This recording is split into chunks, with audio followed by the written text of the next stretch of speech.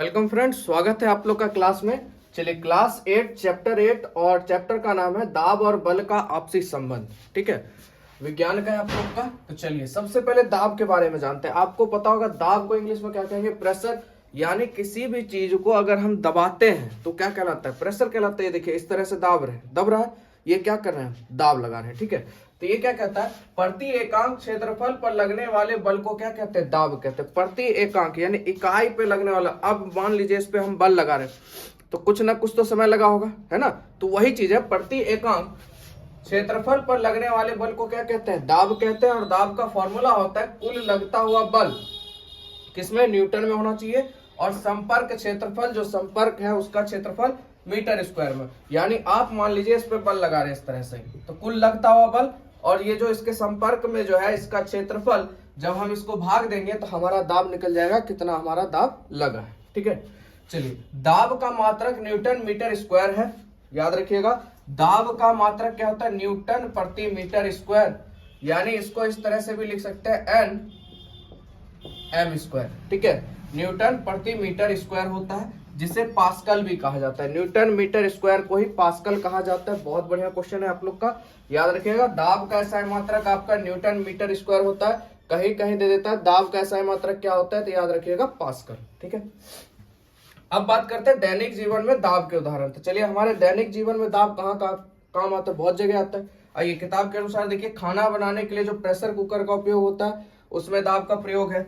वाहन में air brake का प्रयोग में उसमें प्रयोग है। सुई द्वारा दवा का प्रयोग है ना, जब डॉक्टर सुई देता है तो प्रेशर दाब लगाता है, तब ना भाई पानी जो उसके अंदर दवाई है वो अंदर जाता है।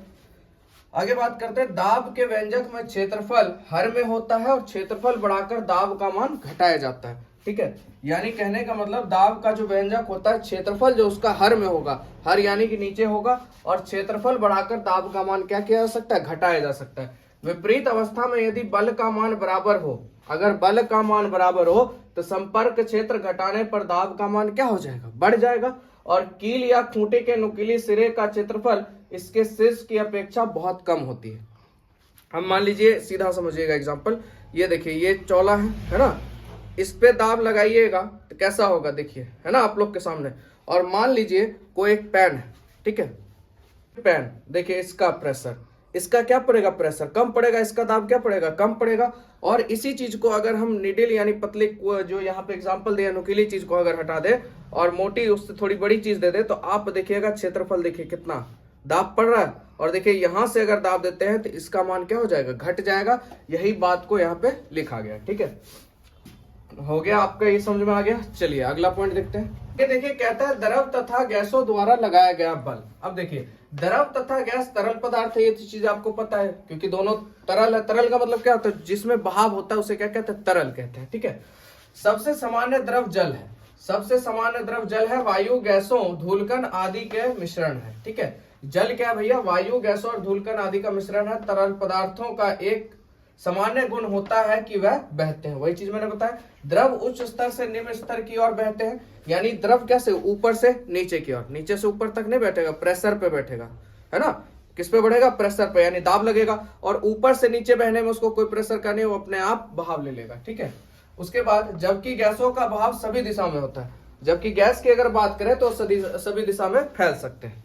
है ब्लेज पास्कल। देखिए एक फ्रांसीसी वैज्ञानिक ने प्रायोगिक रूप से सिद्ध किया कि तरल पदार्थ सभी दिशाओं में एक समान दाब आरोपित करते हैं। ठीक है, ठोसों में दाब भार के कारण नीचे की ओर लगता है। ध्यान समझिए, ठोसों में जो दाब है भार के कारण कहां लगता है? नीचे की ओर। जबकि तरल पदार्थों द्वारा दाब नीचे, ऊपर और तिरछी यानी बगल दिशाओं में आरोपित होता है। इनके द्वारा यानी पास्कल के द्वारा ये कहा उन्होंने कि तरल पदार्थ में भैया दाब लगेगा नीचे, ऊपर और तिरछा, ये इनका कहना था। ठीक है, जल के द्वारा जब ऊपर की ओर उपलावन बल लगाया जाता है तो इससे तैराकों को जल के ऊपर तैरने में सुविधा होती है कि नहीं।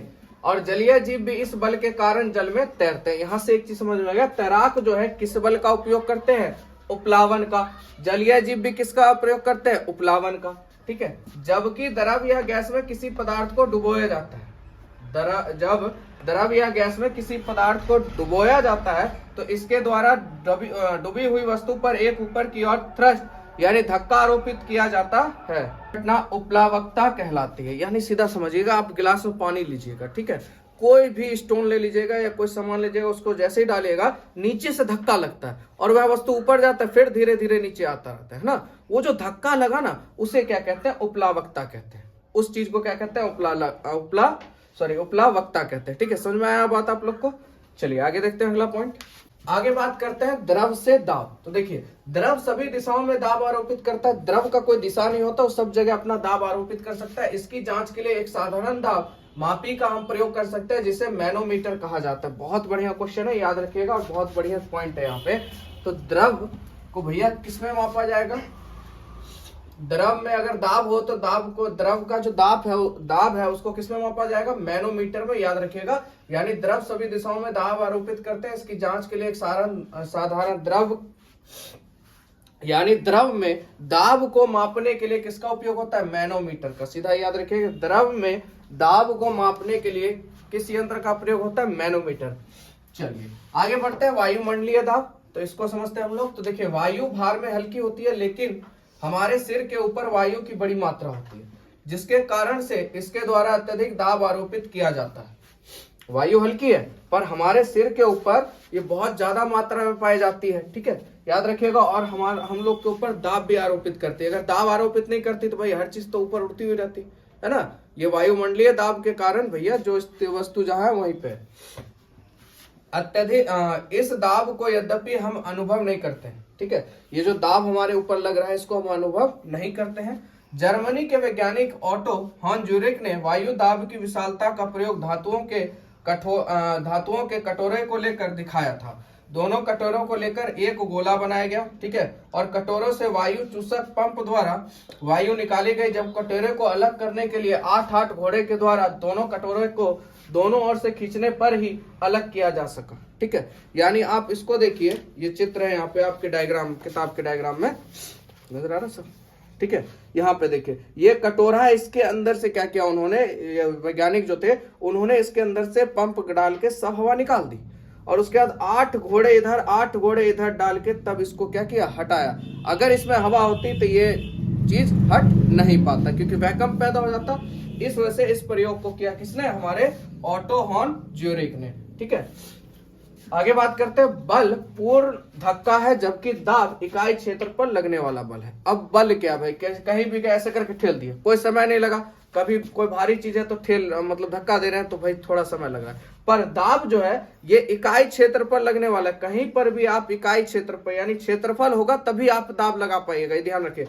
बल क्या ऐसे भी लगा दिए, बल है, कोई चीज नहीं है ना, कहीं सतह नहीं है, कुछ भी कर रहे हैं बल का उपयोग कर रहे हैं। पर दाब का मतलब है भैया कोई क्षेत्र होना चाहिए, इसी पे हम दाब लगा रहे हैं, तो कोई क्षेत्र है, सतह है, ये चीज होता है।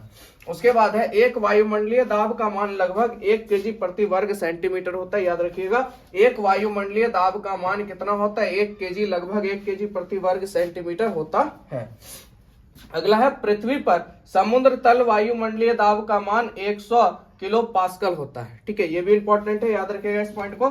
पृथ्वी पर समुद्र तल का वायुमंडलीय दाब कितना होता है, 100 किलो पास्कल, ठीक है।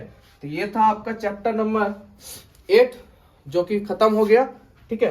वीडियो कैसा लगा, अच्छा लगा है तो लाइक कीजिए, समझ में आया है तो दोस्तों में जरूर शेयर कीजिए, ठीक है। मिलेंगे आप लोग से नेक्स्ट वीडियो में, आज के लिए इतना ही।